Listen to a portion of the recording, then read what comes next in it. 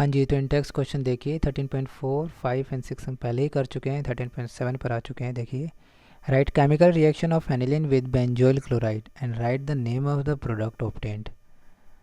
तो आपके पास एनिलीन है, आपको इसका रिएक्शन बेंजोइल क्लोराइड के साथ कराना है और आपको बताना है जो भी प्रोडक्ट बनेगा उसका नाम भी बताना है कि नहीं। तो चलिए ट्राई करते हैं। तो आपके पास एनिलीन है, ठीक है, और आपके पास बेंजोइल क्लोराइड है। आपको ये स्ट्रक्चर बनाने आने चाहिए, अदरवाइज़ काफ़ी दिक्कत हो जाएगी, ठीक है। एनिलीन तो नाइट्रोजन के पास एक लोन पेयर है, ऑक्सीजन के पास 2 लोन पेयर होंगे जब भी 2 बॉन्ड बनाएगा, और क्लोरीन के पास 3 लोन पेयर होंगे जब ये एक सिंगल बॉन्ड बनाता है, ठीक है। ये ध्यान रखना आपको। ओके, तो यहाँ पर जब भी आपको ऐसे कुछ दिया जाए तो आपको सोचना होता है कौन किस पे किस तरीके से अटैक करेगा। तो नाइट्रोजन के पास जो ये लोन पेयर है ये अटैक कर सकता है यहाँ पर। क्यों करेगा भैया ये? क्योंकि यहाँ पर ये एज ए इलेक्ट्रोफाइल की तरह काम कर रहा है। क्यों कर रहा है? क्योंकि ये बॉन्ड जो है ना, एक CO बॉन्ड जो कार्बोनिल बॉन्ड यहाँ पर गिवन है, वो आपका पोलर बॉन्ड हो चुका है। क्यों बॉन्ड हो चुका है? क्योंकि यहाँ पे पार्शियल नेगेटिव, यहाँ पे पार्शियल पॉजिटिव चार्ज क्रिएट हो चुका है, जिसकी वजह से इस बॉन्ड में पोलैरिटी आ चुकी है। अब ये पॉजिटिव है तो ये पॉजिटिव को कौन अट्रैक्ट करेगा? ये नेगेटिव अट्रैक्ट करेगा, जो कि नाइट्रोजन के पास जो लोन पेयर है, इलेक्ट्रॉन डेंसिटी अट्रैक्ट करेगी ना इसको। तो ये इलेक्ट्रॉन डेंसिटी यहाँ पर इसी वजह से आती है क्योंकि ये बॉन्ड पोलर हो जाता है और कार्बन पर पॉजिटिव चार्ज ऐसा कुछ इसको दिखाई देता है। और जैसे ये अटैक करेगा तो यहाँ पर कार्बन के साथ बॉन्ड बनाने की कोशिश करेगा। तो कार्बन तो 5 बॉन्ड बना नहीं सकता, तो एक बॉन्ड को यहाँ पर तोड़ना पड़ेगा, ठीक है। अच्छा, कौन सा बॉन्ड टूटेगा? पाई बॉन्ड टूटेगा। अच्छा, पाई बॉन्ड क्यों टूटेगा? पाई बॉन्ड इसलिए टूटेगा क्योंकि पाई बॉन्ड वीक होता है। क्यों वीक होता है? क्योंकि वो साइड भी ओवरलैपिंग से बना हुआ होता है, ठीक है। तो इसमें ये पाई बॉन्ड टूट जाएगा। अच्छा, जो अगला स्ट्रक्चर होगा वो किस तरीके से बनेगा देखिए।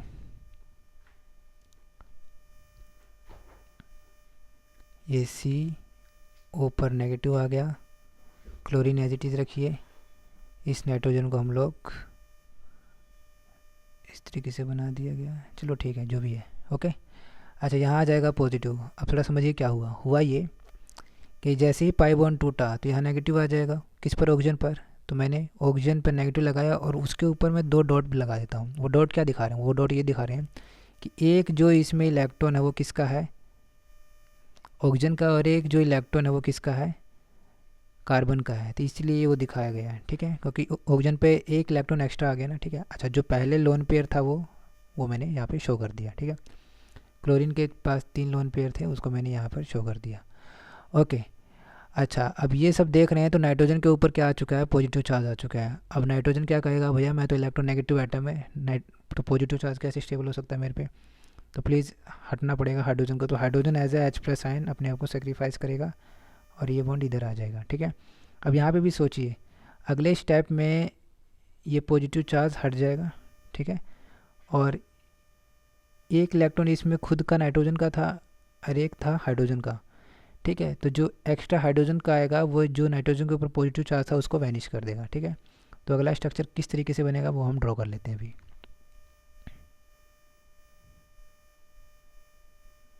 वो कुछ इस तरीके से दिखाई देगा आपको।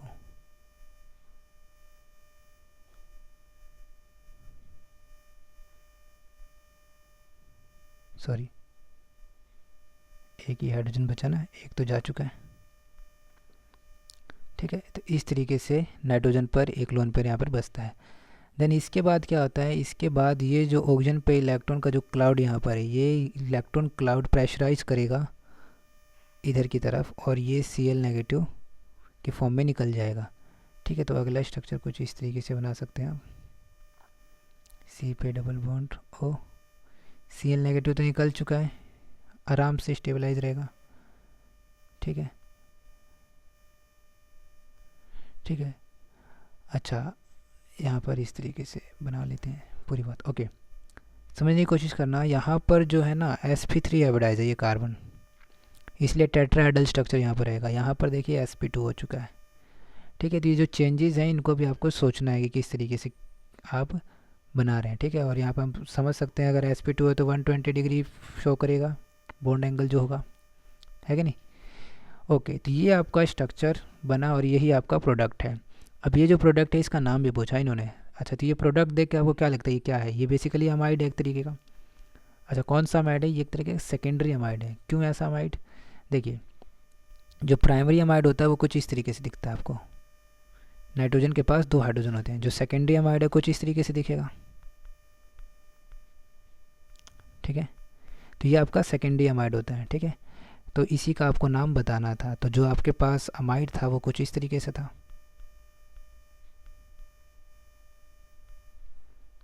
अरे ये बेंजीन है भैया, कुछ अजीब सा लग रहा है, ठीक। तो इसका नाम कैसे देंगे? तो ये तो पूरा अमाइड है और ये एज ए सब्स्टिट्यूएंट ट्रीट किया जाएगा। तो क्या नाम होगा इसका? N phenyl. एन फिनाइल क्यों? क्योंकि नाइट्रोजन की लोकेशन पर आपका फिनाइल ग्रुप अटैच है। ये जो नाइट्रोजन है इस पर क्या ग्रुप अटैच है? फिनाइल। तो एन फिनाइल बेंजामाइड, ठीक है। ये आपका बेंजामाइड होता है। CO अगर NH2 करते, ये जो प्राइमरी अमीन होता, सॉरी प्राइमरी अमाइड होता, तो क्या नाम होता है इसका? बेंजामाइड। तो इसका कैसे नाम हो जाएगा? एन फिनाइल बेंजामाइड, ठीक है ना। तो इस तरीके से आप इसका नाम दे सकते हैं, ठीक है। चलिए अब नेक्स्ट क्वेश्चन देखते हैं क्या बोल रहा है वो। तो नेक्स्ट क्वेश्चन में काफ़ी कुछ करने को है शायद।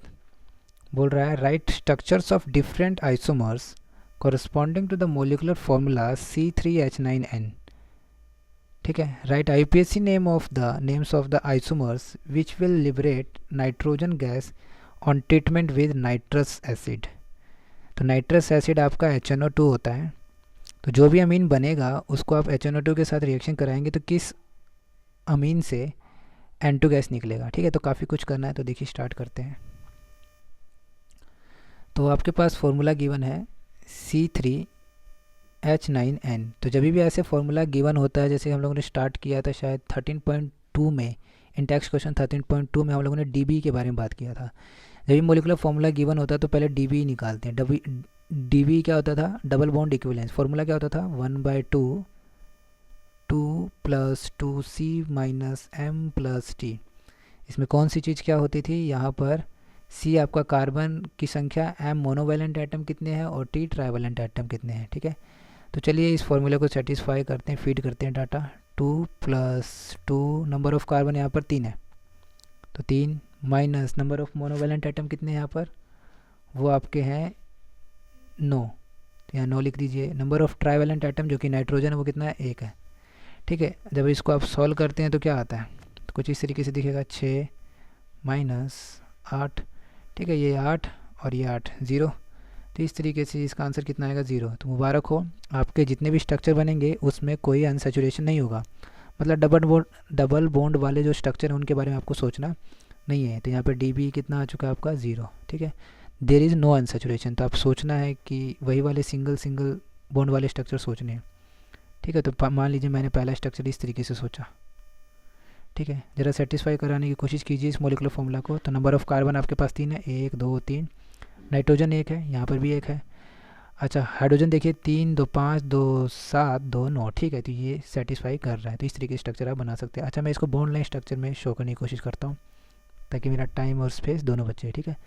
तो ये हो जाएगा बॉन्ड लाइन स्ट्रक्चर। कुछ और हो सकता है क्या? हाँ हो सकता है ना, कुछ इस तरीके से बना सकते हो।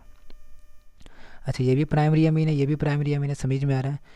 लेकिन आप ये बात समझिए कि ये दोनों में रिलेशन क्या होगा? इन दोनों में रिलेशन होगा पोजीशन आइसोमर का। सोचिए क्यों? क्योंकि यहाँ पर जो अमीन है ये पहले पोजीशन पर, यहाँ पर सेकेंडरी मतलब सेकंड पोजीशन पर अमीन है। तो इन दोनों में अगर रिलेशन पूछे तो क्या बोल सकते हैं? ये दोनों एक दूसरे को कह सकते हैं कि रिलेशन कौन सा है? पोजीशन आइसोमर शो कर रहे हैं, ठीक है। अच्छा और कोई स्ट्रक्चर पॉसिबल है क्या? हाँ पॉसिबल है ना। सेकेंडरी अमाइड चेक कर सकते हैं क्या? सेकेंडरी अमीन क्या हो सकता है क्या? देखिए सेकेंडरी अमीन भी हो सकता है, हाँ सेकेंडरी अमीन भी बन सकता है, ठीक है। टर्शियरी अमीन बन सकता है क्या? हाँ बन सकता है, देखिए, ठीक है। तो ये टर्शियरी अमीन होगा, ठीक है। एक बार सबके एक बार बना लेते हैं। तो पहला ये था आपका, दूसरा कुछ आपने ऐसा बनाया था जो कि खुद में एक प्राइमरी अमीन था। तीसरा आपने कोशिश किया सेकेंडरी अमीन बनाने की कोशिश की, ये आपका सेकेंडरी अमीन है।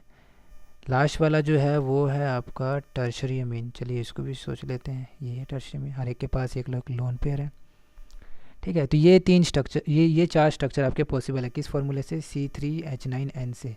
अगर आपको लग रहा है कि ये सेटिस्फाई कर रहा है क्या इस फॉर्मूले को? बिल्कुल कर रहा है। देखिए एक नाइट्रोजन है, 3 कार्बन आपको दिखाई दे रहे हैं और इनके साथ 3 हाइड्रोजन हर एक के साथ, है ना। तो इस तरीके से 9 हाइड्रोजन यहाँ पे दिखा रहे हैं, 3 कार्बन भी दिखाई दे रहे हैं और 1 नाइट्रोजन भी दिखाई दे रहा है। तो ये आपको ऐसे बनाना आना चाहिए। तो इस तरीके से 4 स्ट्रक्चर पॉसिबल हैं। क्या अब जो क्वेश्चन पूछा था, अच्छा इसके नाम भी पूछे थे ना, तो नाम भी देखिए, नाम के लिए क्या क्या कर सकते हैं। तो पहले वाले का क्या नाम होगा, पहले वाले का नाम होगा प्रोपेनामीन, ठीक है, प्रोपेन अमीन, ठीक है, ये ई ड्रॉप करना पड़ेगा। प्रोप इसलिए बोला क्योंकि पेरेंट चेन में 3 कार्बन, एन इसलिए बोला क्योंकि सिंगल बॉन्डेड है, और ई को हटाना है, और फिर देन उसके बाद अमीन लिखा हुआ है। इसका क्या नाम होगा, इसका नाम होगा प्रोपेन 2 अमीन, ठीक है। प्रोप फिर से 3 कार्बन की चेन है, एन सिंगल बॉन्ड है, ये ई हटाना पड़ेगा। 2 इसलिए लगाया क्योंकि सेकंड पोजीशन पर आपका अमीन है, इस वजह से इसका नाम ऐसे है। अच्छा इसका नाम क्या होगा, इसमें आपको चेक करना पड़ेगा पेरेंट चेन किसको कंसीडर करूँ, है कि नहीं। तो ये as a parent chain consider होगा, तो रूट वर्ड क्या है इसका हो जाएगा इथ, क्योंकि 2 कार्बन का है तो क्या हो जाएगा इथ, ठीक है, और अमीन इथेन अमीन, ठीक है। ये ई हटाना पड़ेगा, ठीक है। क्या नाम हो गया, नहीं, क्योंकि एन पर एक सब्स्टिट्यूएंट भी लटका हुआ जिसका क्या नाम है मिथाइल। लोकेशन क्या है एन पर, तो क्या लिखेंगे एन मिथाइल, क्या लिखेंगे एन, अरे चल जा भाई, एन मिथाइल, ठीक है। तो इसका क्या नाम हो जाएगा एन मिथाइल इथेनामीन, ठीक है। एक बार दोबारा से फटाफट, इसका क्या नाम है प्रोपेनामीन, इसका क्या नाम है प्रोपेन 2 अमीन, इसका क्या नाम हुआ एन मिथाइल इथेना अमीन, ठीक है। लास्ट वाला बचा टर्शरी अमीन, इसको भी देख लेते हैं। टर्शरी अमीन कुछ इस तरीके से होता है, ठीक है। अब इसका नाम क्या होगा, इसका नाम होगा, देखिए एक को पेरेंट चेन कंसीडर कीजिए, तो मिथ हो गया, रूट वर्ड क्या होगा मिथ, सिंगल बॉन्ड एन, ठीक है, अमीन, इतना काम समझ में आ गया, ठीक है। तो ये रूट वर्ड क्या होता है आपका, नंबर ऑफ कार्बन के बारे में बताता है, पेरेंट चेन में थी आपने ये माना, सिंगल बॉन्ड है एन, ये ई ड्रॉप करना पड़ेगा, ये हो गया। अब ये दोनों एज अ सब्स्टिट्यूएंट ट्रीट किए जाएंगे, और इनकी लोकेशन क्या होगी एन, तो N comma N di methyl,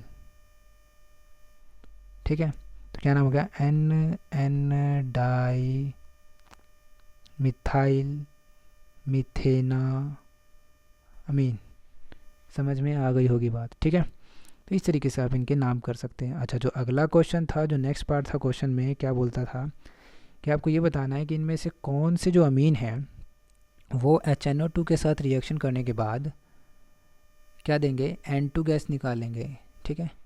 तो यही सोचना था आपको। तो देखिए जो प्राइमरी अमीन होता है ना, वो HNO2 के साथ रिएक्शन करता है और साथ में HCl भी यूज़ किया जाता है, तो आपका डायज़ोनियम सॉल्ट बनता है, ठीक। और जब इसको आप पानी के साथ मतलब स्टीम वगैरह या गर्म पानी यूज़ करते हैं, तो यहाँ पर क्या होता है अल्कोहल बनता है प्लस N2 गैस निकलता है, और साथ में जो भी HCl वगैरह जो होगा वो सब निकल जाएगा, है ना।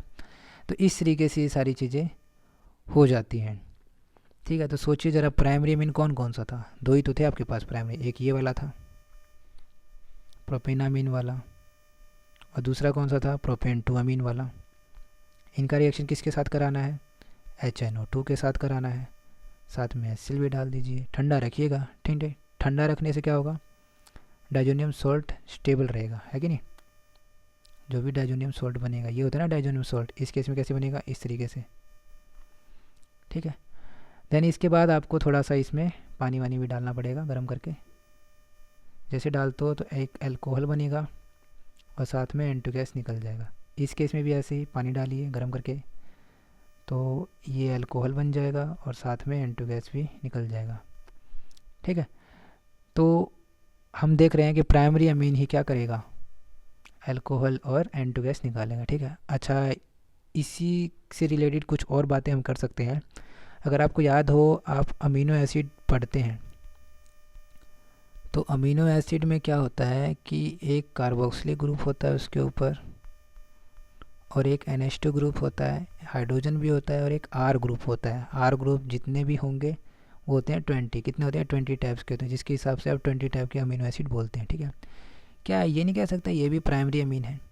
अगर इसका भी रिएक्शन मैं अगर HNO2 के साथ कराऊँ तो इससे भी डाइजोनियम सॉल्ट बनेगा, ठीक है। और प्लस में जब इसको हीट वगैरह जो भी कुछ करेंगे N2 गैस निकलेगा। तो हम इससे ये पता कर सकते हैं कि किसी पर्टिकुलर अमीनो एसिड, जो भी मतलब गिवन अमीनो एसिड है, या फिर जो भी प्रोटीन गिवन है, क्योंकि प्रोटीन किससे बना होता है, अमीनो एसिड से। तो प्रोटीन में अमीनो एसिड के जो नंबर है उसका पता कर सकते हैं किस बात से, कि कितना आपका नाइट्रोजन गैस निकला है। दोबारा सोचिए, ये किस में होता है, प्रोटीन में होता है। प्रोटीन में क्या होता है, NH अमीनो एसिड होता है। अमीनो एसिड क्या होता है, जिसमें NH2 ग्रुप और कार्बोक्सिलिक ग्रुप होता है।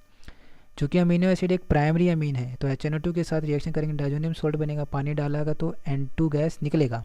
तो जितना N2 गैस निकलेगा तो हम कह सकते हैं कि उतना ही अमीनो एसिड है। और ये अमीनो एसिड होता कितना है, मतलब होता किस में है, प्रोटीन में। तो हम कह सकते हैं कि प्रोटीन में कितना अमीनो एसिड है, ये इस बात से पता कर सकते हैं कि आपके पास कितना नाइट्रोजन गैस निकला है। समझ आई बात। तो इस तरीके से हम एस्टिमेट कर सकते हैं number of amino acid in a particular protein bye checking the volume of N2 gas कितना रिलीज़ हुआ है, ठीक है। तो इस तरीके से ये बात भी आपको पता होनी चाहिए, NCERT की लाइन है, ठीक है। ओके, धन्यवाद।